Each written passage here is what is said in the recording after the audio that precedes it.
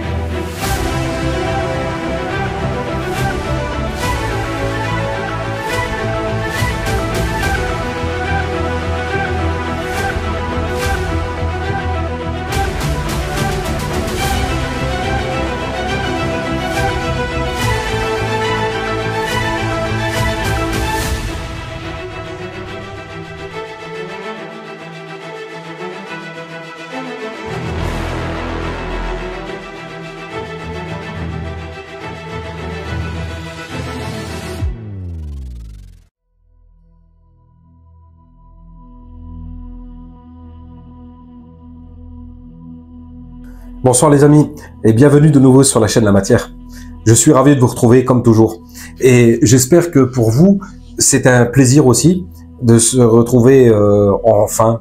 C'est toujours pareil, hein, je suis pas à l'aise devant la caméra et en plus comme c'est toujours de l'improvisation, mais il y était quand même ce sujet dont j'avais envie de vous parler, cette vision que l'on a du paradis ou de l'enfer.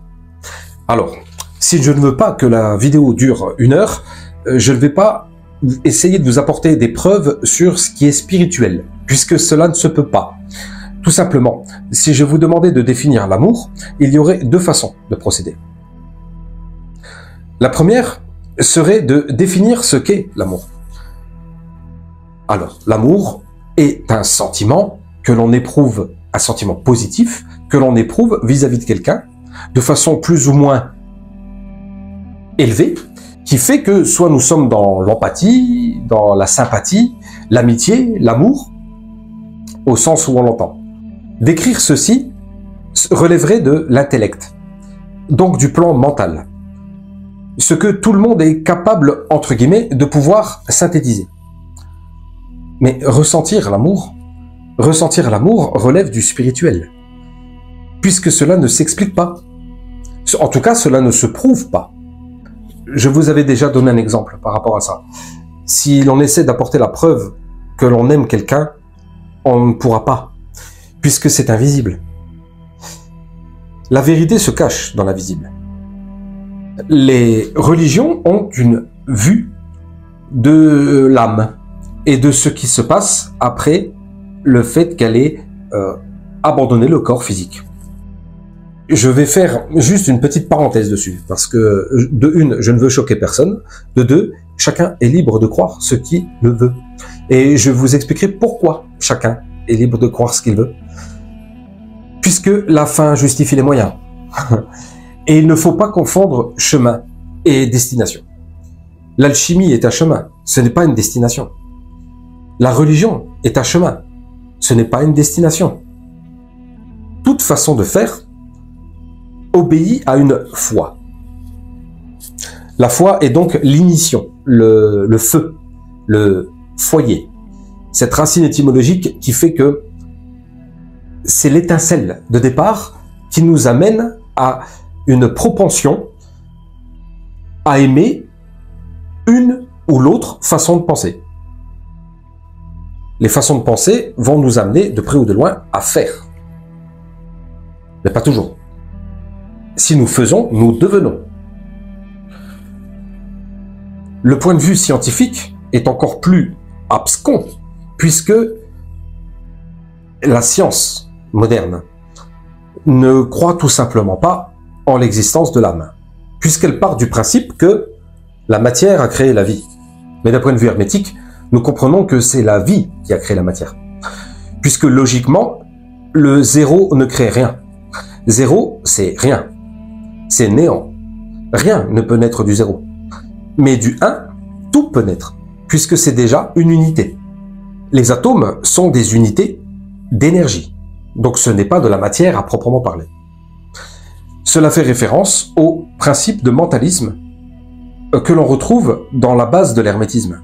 Et c'est par ces 7 principes que je vais tenter de vous expliquer cette vue, entre guillemets, de ce qu'il peut se passer après la mort.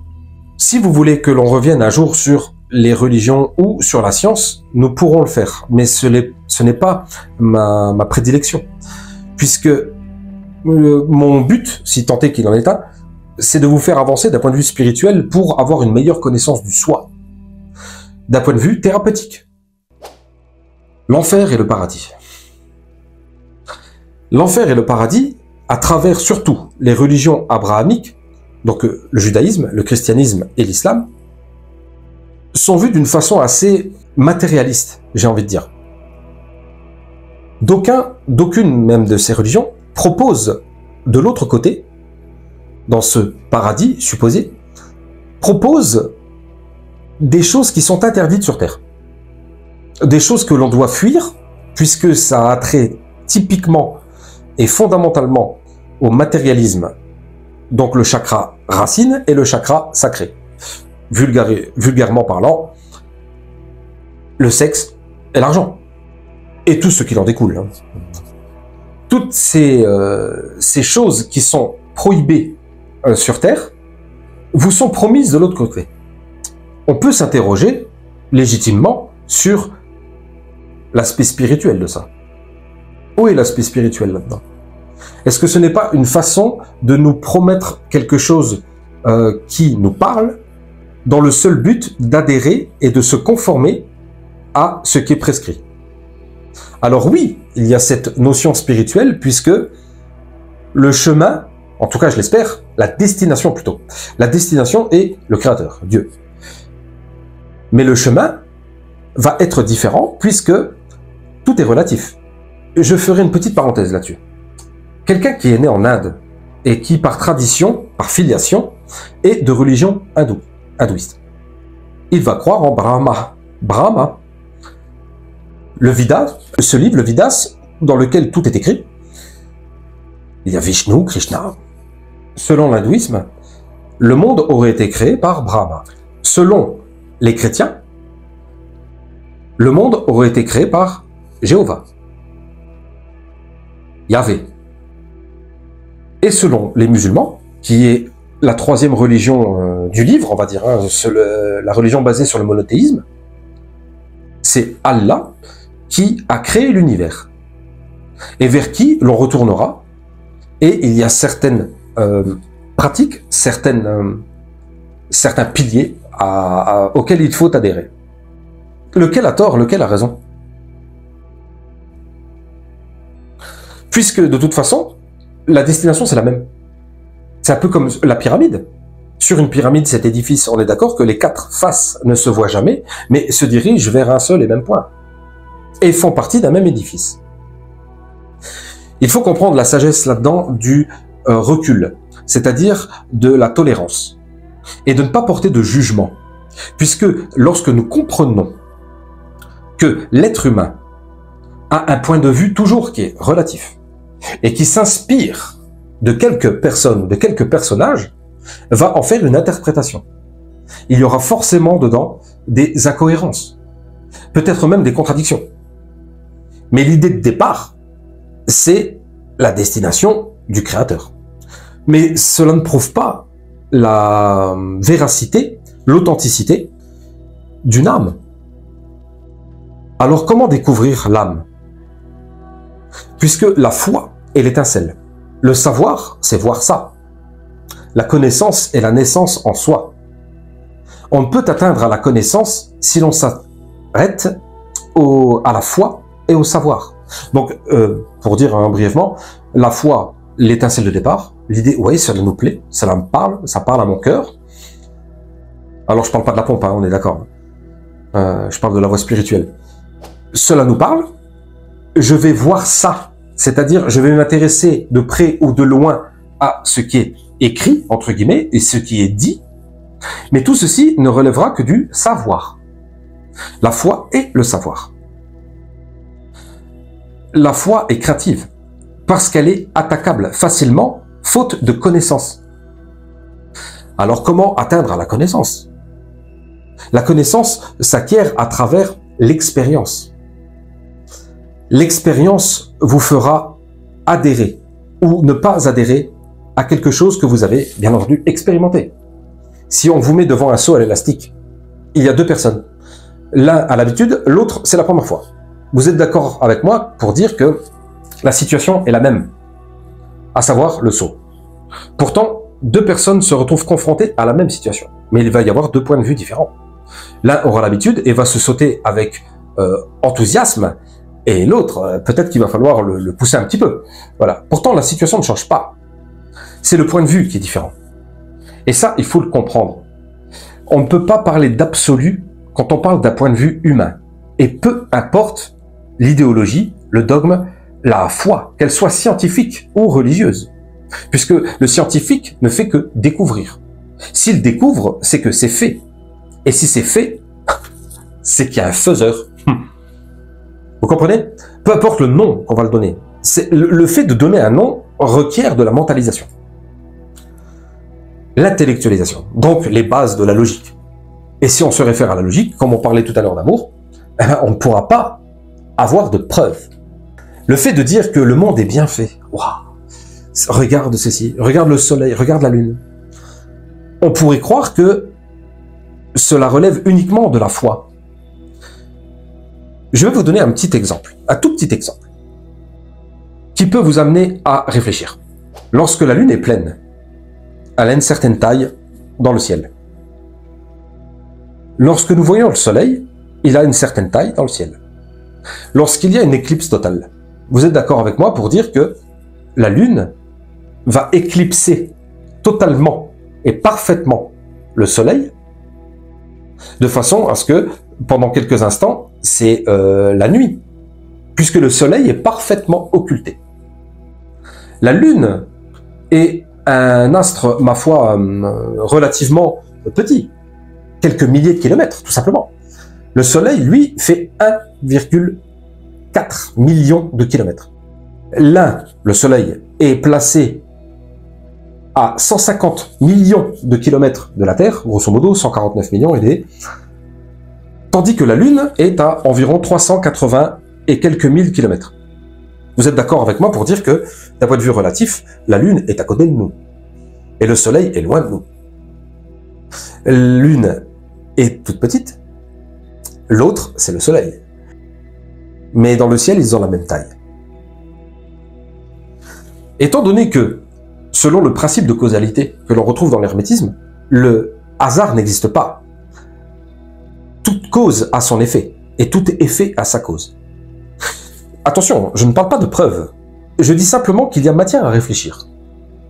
Puisqu'il y aurait eu de multiples possibilités que le Soleil et la Lune n'aient pas la même taille dans le firmament. Il y a matière à réfléchir. Mais comme je vous le dis, je le répète, ça n'apporte pas de preuves. Nous savons à travers l'alchimie que tout dans l'univers, tout ce que contient l'univers, obéit à trois principes fondamentaux, à savoir le principe physique, le principe mental et le principe spirituel. Ce sont des plans. Lorsque nous sommes opératifs dans l'alchimie, la spagyrie, nous pouvons constater que nous pouvons extraire le corps, l'âme et l'esprit. Pour rappel, le corps c'est le sel, l'esprit le mercure, l'alcool. L'âme c'est le soufre, l'huile essentielle. Alors oui, ce sont des noms, ce sont des mots. Mais lorsque nous travaillons d'un point de vue alchimique et que nous voyons littéralement la matière vibrer, nous comprenons qu'il y a un principe d'animation dedans. Ce principe qui anime toute forme de vie. Et ce qui est l'âme, tout simplement. Les fonctions cérébrales assurent l'analyse et la synthèse des opérations en cours, à venir, passées, au moyen du cerveau, ce disque dur. Ce disque dur qui sert aussi de mémoire vive. Mais l'âme est le siège de l'habitude. L'âme est le siège où vont se loger nos façons, notre nous, notre moi, ce que nous faisons et ce que nous sommes. Puisque nous sommes la somme de cette somme. Le principe est simple. Étant donné que tout dans l'univers obéit au même principe, selon le principe de correspondance. Je vous renvoie à chaque fois aux vidéos, mes amis. Écoutez, selon le principe de correspondance, tout ce qui est en haut est comme ce qui est en bas. Et inversement. Et c'est vrai. Puisque du minéral, nous pouvons extraire corps, âme, esprit. Du végétal, de l'animal, de l'être humain. Il en va de même pour tout ce qui est dans l'univers. Ce qui est en haut est comme ce qui est en bas. Si nous pouvons extraire du végétal ou du minéral, corps, âme, esprit, il faut comprendre par là que ce qui relève de l'être humain relève du tout. Donc relève de la nature, de l'univers. Laissons faire les choses. À travers l'alchimie, nous interprétons la nature. Nous comprenons la nature. Et nous comprenons le processus de cycle. Le principe de rythme que l'on retrouve dans les 7 principes hermétiques. Le principe de rythme fait que ça va et ça vient. Et cela est inhérent à tout ce qu'il se passe dans l'univers. De l'atome à la galaxie. Nous ne pouvons pas arrêter un atome. Puisque l'atome est une condensation d'énergie. Ce n'est pas une matière. Si nous l'arrêtons, nous atteignons le zéro absolu. Puisque plus nous ralentissons le mouvement atomique, plus nous allons vers le froid. Et le zéro absolu n'existe pas, c'est une hypothèse. Et c'est vrai, puisque moins 273,15 degrés serait la température à laquelle l'atome cesserait d'exister. Et dans l'univers, rien ne se crée, rien ne se perd, tout se transforme. Merci Lavoisier. Écoutez, ce que ça veut dire par là, c'est que corps, âme, esprit ne font qu'un, mais à des taux de vibration différents. Comme lorsque vous cherchez une station de radio. Vous savez que lorsque vous obtenez votre station préférée, vous savez que les autres existent, mais vous ne les entendez pas, parce qu'elles vibrent sur un plan différent. Et nous sommes toujours dans le plan physique. L'alchimie nous aide à comprendre les fonctions du corps, de l'âme et de l'esprit dans la matière. Et il devient évident que ce qui est en haut est comme ce qui est en bas. Alors, nous, là-dedans, pourquoi est-ce que l'homme fait du bien ou pourquoi est-ce que l'homme fait du mal? C'est selon le principe de polarité. Si nous devions définir 2 absolus, sur cette même sphère, nous aurions d'un côté, dans un pôle, le bien et de l'autre, le mal. Et nous sommes à l'intérieur de cette sphère et nous évoluons selon certains grades. Mais étant donné que la nature recherche une perfection, nous le voyons bien à travers le principe de l'évolution, darwiniste, ok? Bien qu'elle soit erronée dans son fondement, c'est-à-dire ce n'est pas la matière qui crée la vie par évolution, c'est la vie qui crée la matière. Et la matière par organisation, donc par évolution, va donner ce qu'elle donne aujourd'hui. Mais vous savez, selon le tout, selon le principe de mentalisme, étant donné que l'univers est mental, puisque la matière n'existe pas, ce ne sont que des énergies condensées, issues d'une unité. Ok, je vous renvoie aux autres vidéos. Dans l'esprit du tout, le temps et l'espace n'existent pas, puisque ce sont sa création, qui proviennent de l'éternité. L'éternité qui se scinde en 2 pour donner l'espace, l'aspect passif, et le temps, l'aspect actif, le principe de dualité qui vont faire naître tous les autres principes. Et toutes les énergies, qui vont évoluer forcément de façon différente, mais de nature identique, puisque ça provient de la même unité.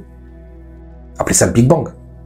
Il est forcément acceptable, pas probable parce que cela relève de la spiritualité, mais il est forcément acceptable que corps, âme, esprit vont se recycler. Si nous devons observer le principe de paradis et d'enfer, donc ces lieux mythiques où, qui sont diamétralement opposés, suivant les actions que l'homme a fait durant sa vie terrestre, il est dit dans certains dogmes que nous irons dans un lieu qui s'appelle le paradis ou dans un autre qui s'appelle l'enfer. Les deux sont absolus. Je vous prouve tout de suite pourquoi ce n'est pas possible. Parce que si c'était des lieux et dans lesquels tout serait absolu, seul Dieu est absolu. Sa création dans l'univers est relative. Elle obéit forcément à un principe de dualité, qui est le principe de genre. Et c'est fondamental, c'est absolument logique. Étant donné que l'atome est à la fois mâle et femelle. Le noyau atomique, proton, est positif, masculin, il faut dire. masculin. Et l'électron, les électrons sont négatifs, féminins. Voilà ce qu'il faut dire. Les deux forment une unité, mais c'est une dualité. Alors, l'atome, nous pouvons le considérer comme quelque chose de physique, mais la lumière est impalpable. L'air est impalpable. La Wi-Fi est impalpable. L'amour est impalpable. La radio est impalpable. Nous connaissons tout ça. Nous le connaissons. Nous n'avons pas besoin de savoir ou d'avoir la foi. Nous le connaissons. Puisque c'est inscrit en nous. Le fait d'être amoureux. C'est inscrit. On le connaît. La naissance est en soi. Le recyclage. Selon le principe de rythme, paradis et enfer sont définis comme des lieux. Des lieux dans lesquels sont promis soit châtiment, soit tous les bienfaits dont peut rêver l'être humain. Mais n'oublions pas que ces aspirations sont des aspirations physiques, du monde physique, avec les sens que nous possédons à l'heure actuelle, qui sont interprétés par notre cerveau qui lui-même est une matière physique. Ce n'est que de la fantasmagorie. Le véritable principe là-dedans, c'est le principe hermétique et un principe de recyclage. D'aucuns appellent ça la réincarnation. Je n'adhère à aucun dogme puisqu'ils sont réducteurs. Chacun a sa voie. J'expliquais le principe de la pyramide. Les quatre faces qui ne se voient pas mais qui se rejoignent. Donc il n'y a pas de bonne ou de mauvaise façon de penser puisque nous irons tous au même endroit. Et comme il y a un endroit, il y a un envers. Ce principe de yin et de yang. Dans le noir, il y a une tache blanche. Dans le blanc, il y a une tache noire. Et ça, c'est un principe universel. Ça va bien au-delà des conceptions manichéennes du bien et du mal. Ça va bien au-delà de ça. Mais c'est une symbolique qui fait partie d'ailleurs d'un symbolisme. La vérité est que tout obéit à un principe de rythme, un cycle. Et tant que nous serons dans la bulle de l'univers, dans la bulle créature, créée par le tout, nous obéirons toujours aux lois qui lui sont inhérentes. Mais toujours dans un principe que nous pouvons observer depuis la nuit des temps, à savoir ce principe de perfectionnement. Dieu crée. Le tout crée. Et par son organisation, il opère un principe d'évolution pour que nous puissions constater ce mouvement, cette émotion qui vient justement de l'émotion. L'univers a cette émotion qu'il cherche à dissiper à travers cette perfection dans la matière. Galaxies, étoiles, planètes, satellites naturels, tous jouent un rôle qui se perd dans la causalité, puisque cela relève de l'infini. Et nous sommes des esprits finis. Si nous faisons un rêve, nous croyons à cette réalité. Durant ce rêve, bien qu'elle soit faite de nombreuses incohérences, des choses farfelues qui vont arriver à l'intérieur. Au réveil, nous saurons que nous avons vécu une forme de réalité parallèle. Mais elle est finie. On passe à autre chose, puisque nous sommes des esprits finis. Nous pourrons caractériser scientifiquement ce qui se passe d'un point de vue cérébral au moment du rêve, tout comme au moment de la méditation, ou de la prière, de la concentration. Mais ça, ce sont des conséquences. Là, il faut s'intéresser à la cause. La cause est l'animation. L'animation est le principe fondamental de vie. Et comme tout se recycle, dans la nature, on le voit bien, hein, les végétaux, c'est l'humus. Les saisons vont marquer le principe de naissance, d'ascension, d'apogée, de déclin, puis de mort, et de recyclage. On est d'accord. C'est un fait. C'est une connaissance. Quoique, non, parce qu'on n'est pas comme des lapins, ou comme des tigres. Nous ne vivons pas dans la nature, près de la nature. Je vous invite d'ailleurs à faire un petit peu de sylvothérapie. Voilà, pour ceux qui ont la rêve. Nous comprenons que nous faisons partie intégrante de cet univers. Et d'un point de vue physique, je le répète, nous sommes arrivés à une forme de perfection, à savoir un esprit capable d'appréhender le monde qui l'entoure et d'en déduire des résultats, des fonctions qui vont l'amener à faire faire des choses bonnes ou mauvaises. Et c'est là où ça devient intéressant. Puisque, alors, pas de paradis, pas d'enfer, ça veut dire quoi ça? Non. Lieu, non. Ce sont des états. Imaginez-vous avoir fait les pires méfaits. Donc, d'un point de vue vibratoire, hein, tout simplement, d'un point de vue énergétique, nous avons vibré à un niveau très bas. Digne de retourner dans quelque chose qui mérite ce niveau de vibration basse, à savoir la matière brute, la roche, le végétal, l'animal. Ok? Durant le principe universel d'involution et d'évolution, selon l'évolution, nous sommes partis du 1. Les 10 niveaux de conscience que nous avons traversés. Pour arriver dans le corps physique, nous avons revêtu des peaux de bêtes. L'esprit humain s'est incarné. Il est venu dans la carne, dans le corps, pour animer ce corps. Même si nous sommes issus de singes, il y a une volonté pour faire naître dans cet animal une conscience. Et ce principe, selon l'évolution, s'arrête à la science, c'est-à-dire au corps. Mais il faut comprendre une chose, l'intelligence ne peut venir que de l'intelligence. J'avais donné l'exemple, je vous le répète, un singe pourra se réchauffer près du feu.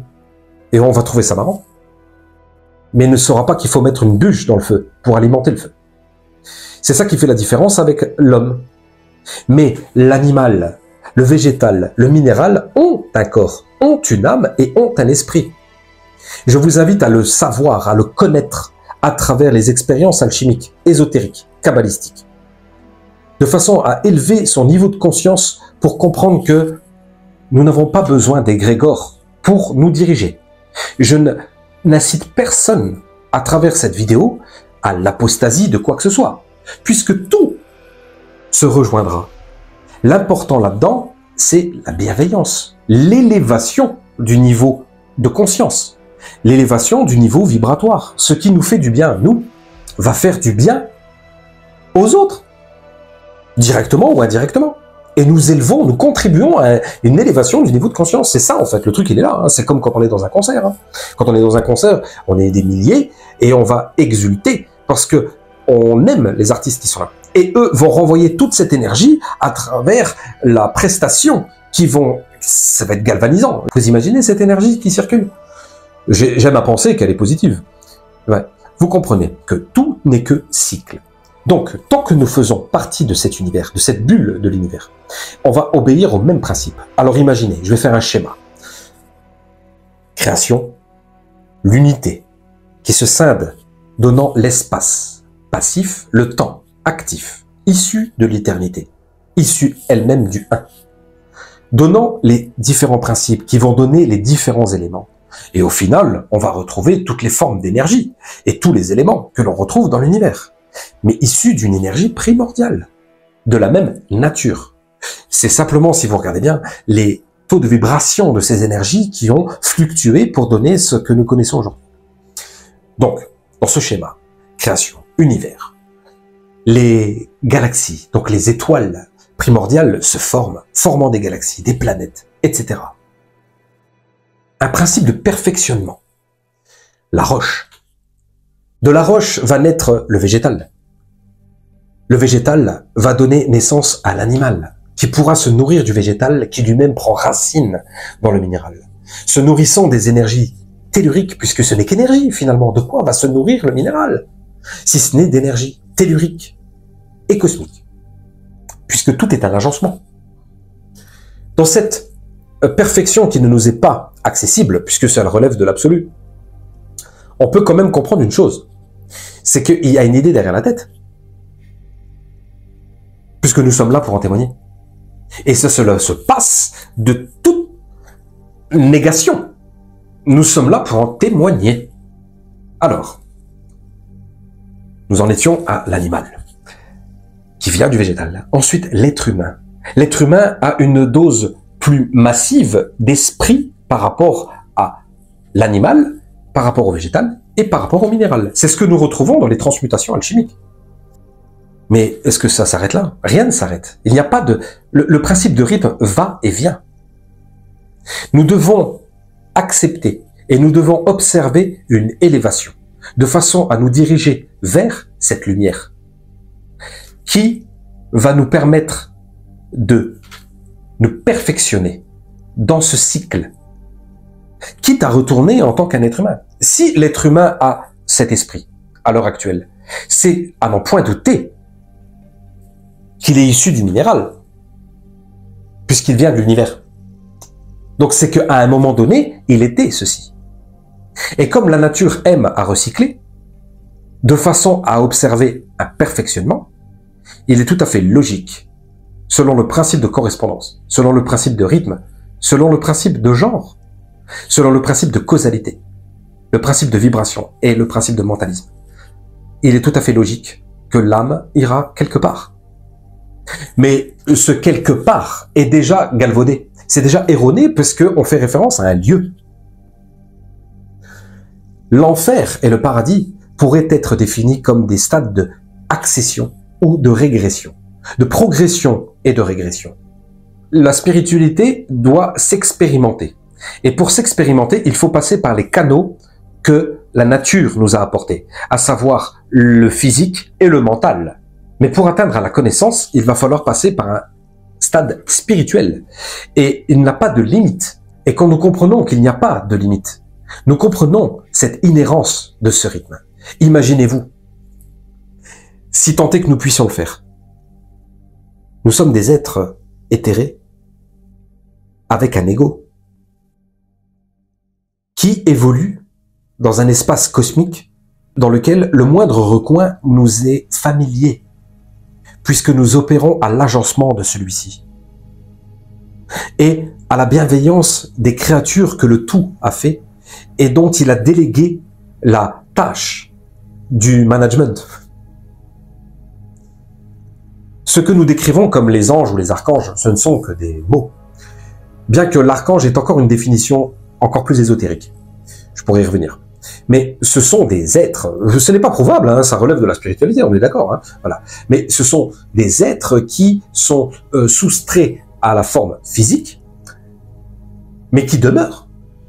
Lorsque nous mourrons, ne dit-on pas que nous sommes feu un tel?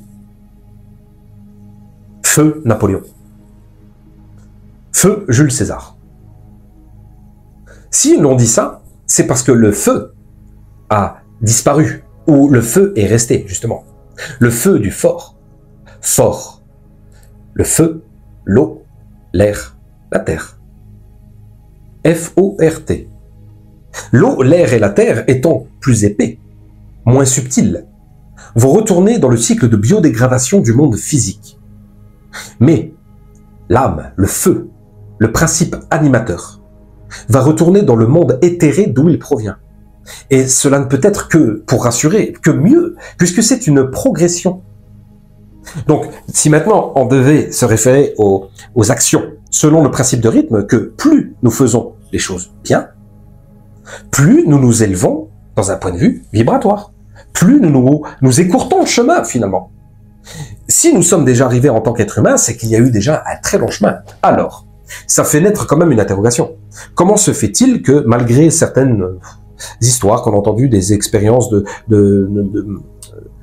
soit de vie antérieure, hein, des réminiscences, ou des expériences de mort imminente, tout ça. Bon, il ne faut pas se référer à ça. Ce sont des exemples. Et ce sont des exemples extraordinaires, vécus par des personnes, mais d'un point de vue spirituel. Donc ce n'est pas prouvable. Ils sont seuls avec leur expérience, tentant vainement de convaincre le quidam de dire qu'en fait, c'est comme ça. Ce qu'ils ont vécu est purement et simplement une expérience spirituelle, puisque le corps et l'esprit ont été amenés à leur paroxysme dans un moment extraordinaire de leur corps, que ça soit dû à un accident ou peu importe. Voilà. Mais cette limite a été franchie, opérant, si vous voulez, un je m'en foutisme de tout le reste. Puisque rien n'est important une fois qu'on est confronté et à la mort et que le fil d'argent va être coupé. Bon. Même si nous ne pouvons pas apporter de preuves, tout comme l'amour, nous pouvons comprendre, à travers l'alchimie, que tout est un principe de cycle. Je suis convaincu que l'accession à des plans supérieurs nous seront promis. Peu importe le temps que ça va prendre. Les personnes, attention, j'en fais peut-être partie, vous en faites peut-être partie, je le souhaite à personne, mais dans cette ère dans laquelle nous évoluons, il y a un principe fondamental, surtout en Occident, qui est le matérialisme. Il ne faut pas se voiler la face. Que ce soit l'argent, le sexe et tout ce qui tourne autour de ces choses-là, ont une connotation ésotérique. Hein. Je veux dire, c'est tout simplement le chakra racine et le chakra sacré qui sont ancrés, justement, attirés vers le monde physique. Donc, dans ce principe involution, dans ce principe d'involution, ce que les religions appellent le Satan, le shaitan, c'est-à-dire l'obstacle, ce qui nous empêche de voir la vérité, la réalité une réalité non ordinaire.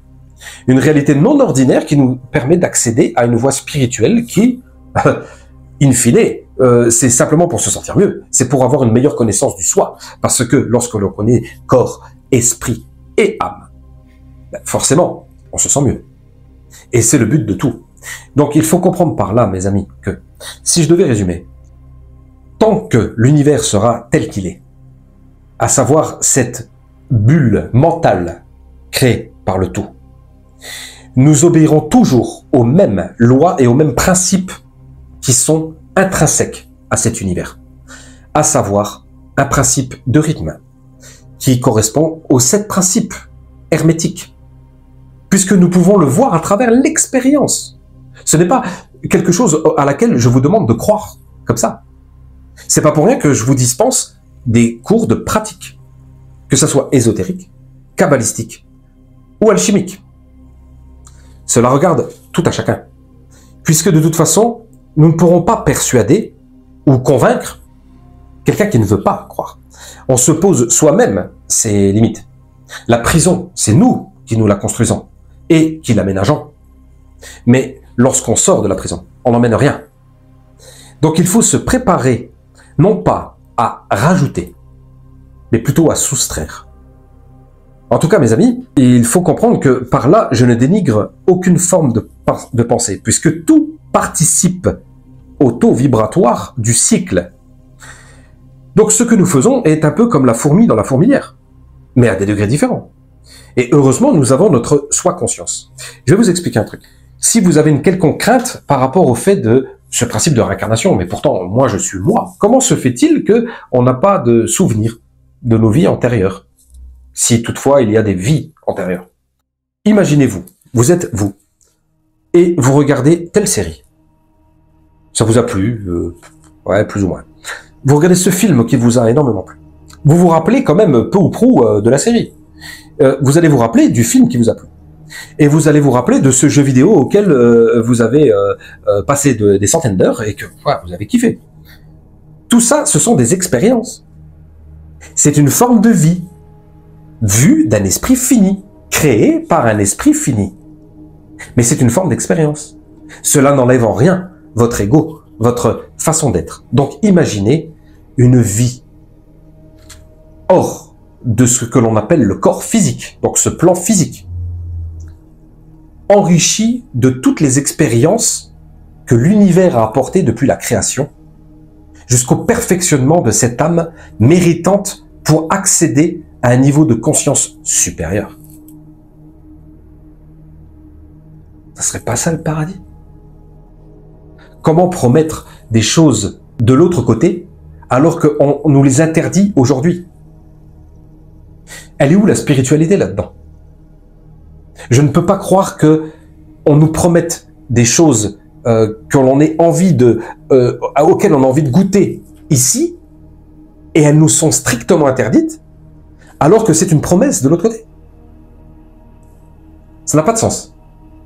C'est une façon de pouvoir accrocher et probablement de faire peur par rapport à la menace du châtiment.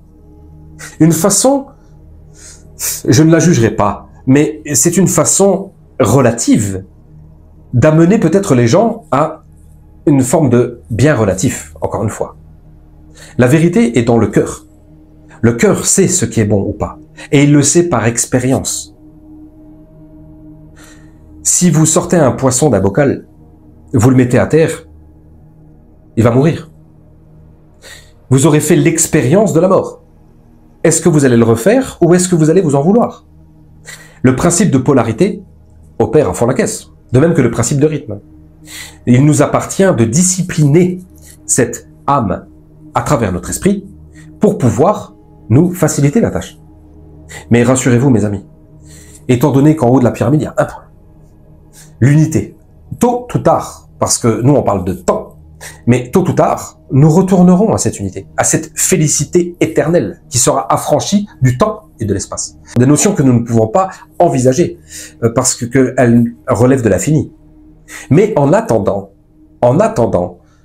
tant que nous sommes dans la bulle de l'univers, donc l'espace-temps, et que tout obéit selon le principe de correspondance de temps, nous pouvons nous attendre à un terrain de jeu fantastique. Il faut savoir que les actions ont une incidence sur les niveaux de conscience. Le fait de faire vos actions au quotidien relève du 10e niveau. Le 10e niveau de conscience qui est le niveau de la Terre. Et à ce niveau, nous inscrivons nos actions selon ce niveau de fréquence. J'essaie de vulgariser, n'oubliez pas, c'est synthétique, c'est beaucoup plus approfondi dans les cours, pour que vous puissiez y revenir. Mais là, c'est de l'impro. Hein. Une action intellectuelle va se situer dans le niveau 9. Et dès lors que nous allons opérer de façon ésotérique, kabbalistique, alchimique, là nous sommes dans les niveaux 8 et supérieurs. Donc nous inscrivons nos actions dans ces plans. Et plus nous inscrivons nos actions dans les plans élevés de conscience, plus court sera notre chemin vers l'accession à cette félicité. Alors oui, on pourrait penser, mais moi, les êtres chers, bien sûr que nous retrouverons, étant donné que ce n'est pas un lieu, c'est pour ça que c'est difficile à imaginer. Ça se trouve, la personne que vous voulez retrouver, elle, ça se trouve, c'est pas vous qu'elle veut retrouver. Vous ne savez pas ce qu'il y a dans son cœur. Ça se trouve, c'est quelqu'un d'autre qu'elle veut retrouver. Vous vous êtes déjà posé cette question? C'est pour ça que c'est relatif. Nous pouvons accepter les notions d'enfer et de paradis comme quelque chose de relatif. Donc ce n'est pas absolu. Et si ce n'est pas absolu, ce ne sont pas des lieux. Mes amis, j'espère avoir éclairé votre lanterne sur ces notions. On pourrait y revenir plus profondément parce que c'est un sujet qui est extrêmement vaste. Mais, comme je vous le dis, ayez confiance, pas en moi, faites vos recherches.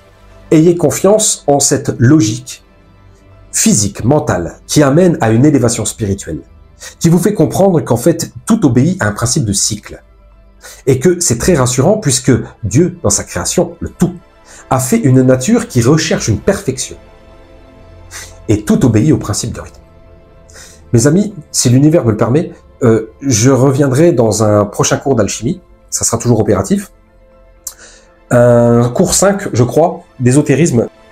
Il va traiter du symbolisme actif, essentiel pour démarrer la Kabbale. J'espère vous trouver au rendez-vous. Je vous ferai certainement une annonce à ce moment-là. Mes amis, je vous souhaite le meilleur.